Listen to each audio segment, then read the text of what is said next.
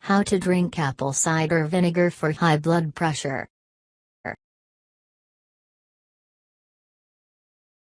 Make apple cider vinegar part of your diet. You may want to aim for about 3 teaspoons per day, and add concentrations of 3 to 9%.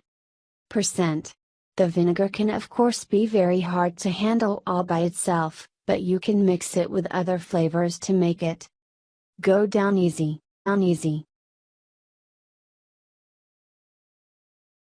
Here are some ideas.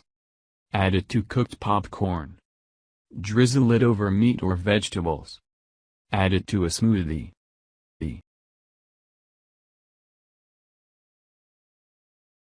Mix it with olive oil and herbs for salad dressing.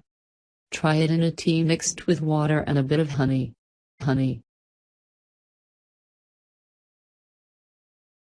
Make a cayenne pepper tonic by adding 1 tablespoon apple cider vinegar and 1/16 teaspoon cayenne pepper to a cup of water.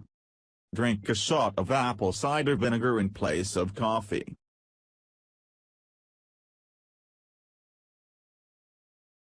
There are other dietary measures you will want to take to help your blood pressure as well.